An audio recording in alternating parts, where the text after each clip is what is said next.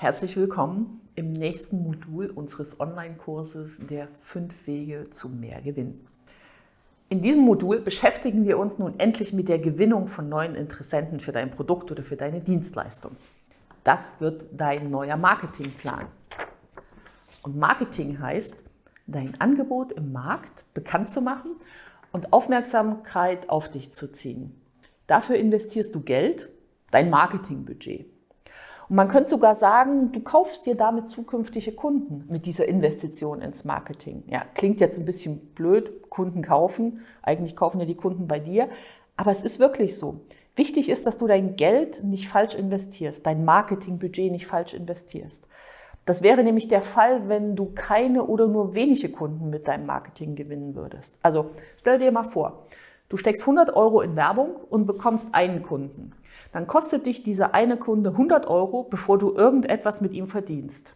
Dann justierst du deine Werbung und bekommst 20 neue Kunden für 100 €. Jetzt kostet dich ein neuer Kunde 5 €, bevor du etwas an ihm verdienst. Merkst du was? Dein Ziel ist ab heute, für dein investiertes Marketinggeld möglichst viele Kunden zu bekommen. Wenn du etwas verkaufen möchtest, dann musst du zunächst Interessenten generieren. Und wenn du Umsatz machen willst, brauchst du mehr Interessenten. Mehr Umsatz, mehr Interessenten. Mehr Interessenten, mehr Umsatz. Du musst also dafür sorgen, dass mehr Menschen mit einer entsprechenden Kaufabsicht auf dein Unternehmen aufmerksam werden.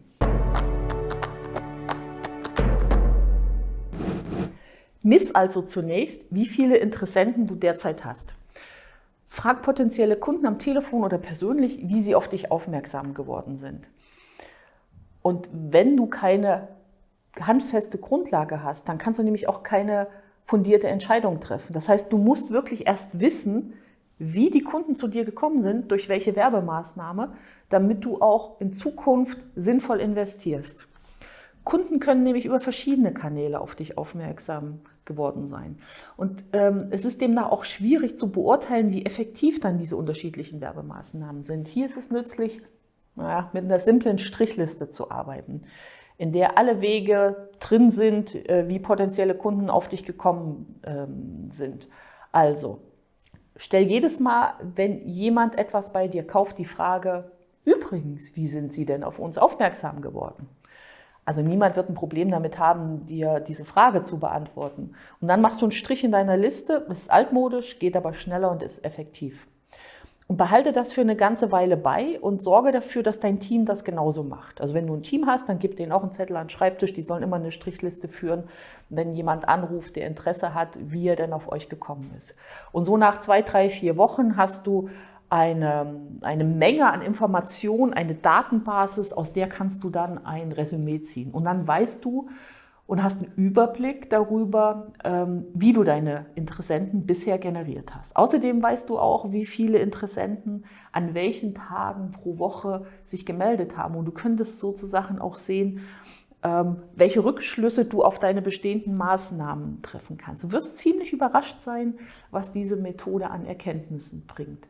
Heb die Daten auf und führe die Statistik weiter. Anzahl und Herkunft der Interessenten helfen für zukünftige Entscheidungen, damit aus 100 € nicht nur ein Kunde, sondern aus 100 € auch mal 20 Kunden werden. Du willst ja kein Geld verschwenden, oder? So, fangen wir jetzt an, deinen Marketingplan zu erstellen und neue Interessenten für dich zu gewinnen.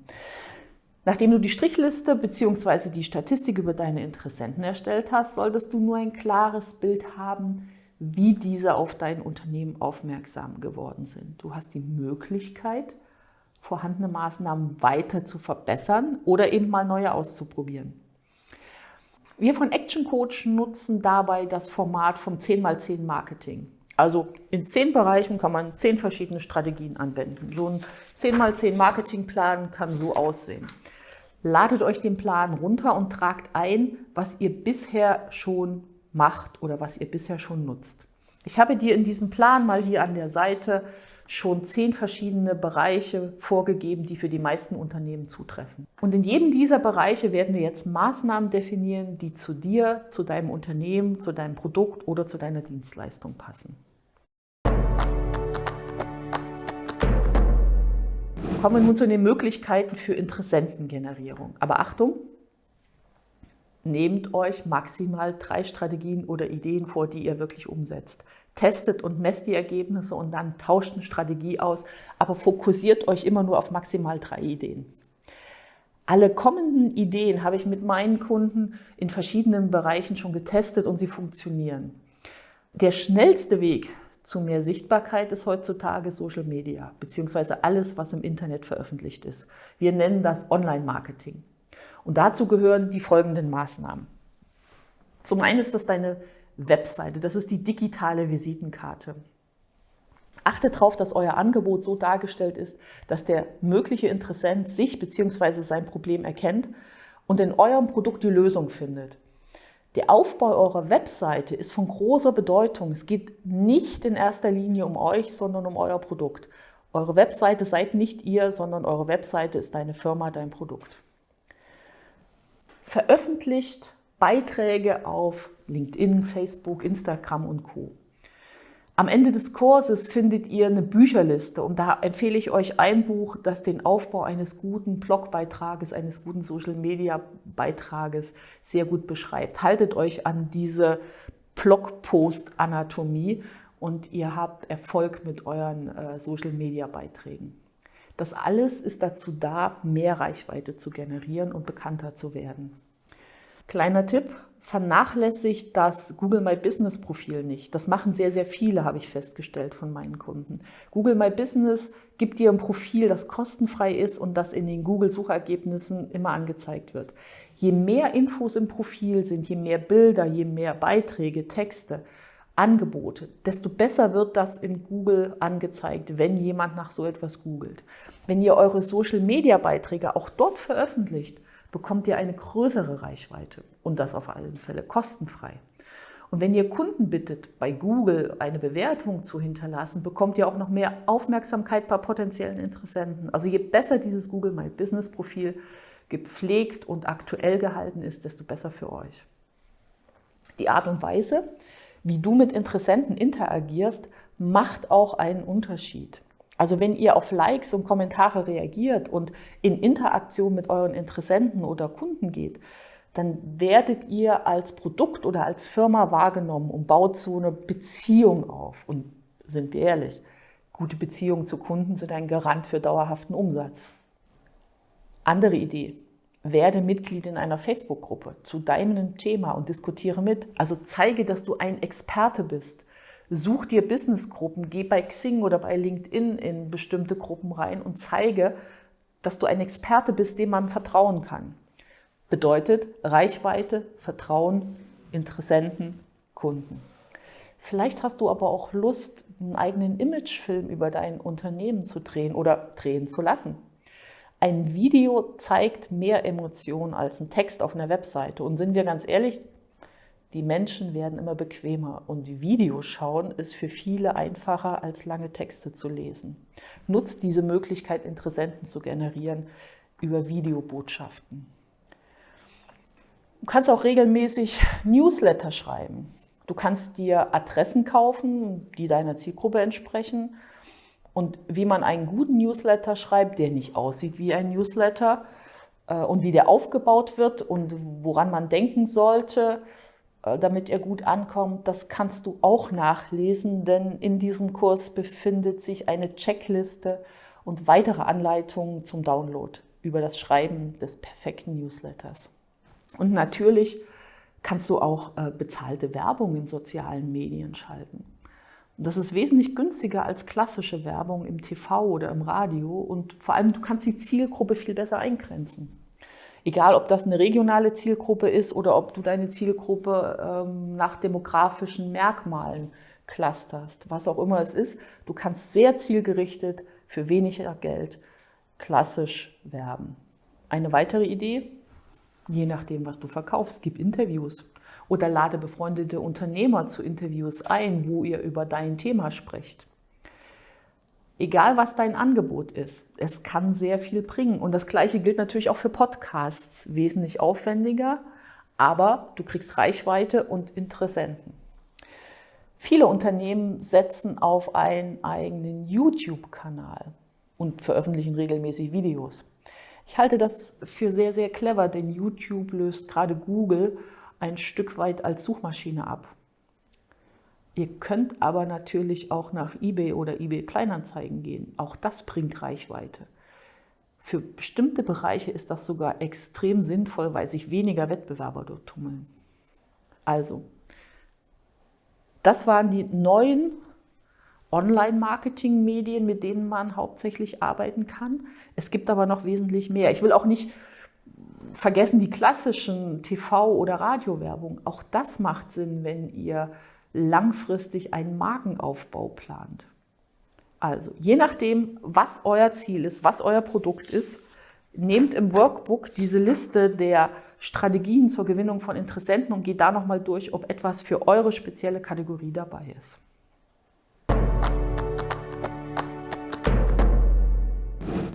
Klassische Ideen. Je nach Zielgruppe und Produkt macht auch zum Beispiel Telemarketing Sinn. Was ist Telemarketing? Telefonmarketing. Ihr selektiert eine überschaubare Zielgruppe und versendet ein Postmailing als Wurfpostkarte, via einer Zeitung oder als Dialogpost oder als gewöhnlichen Brief.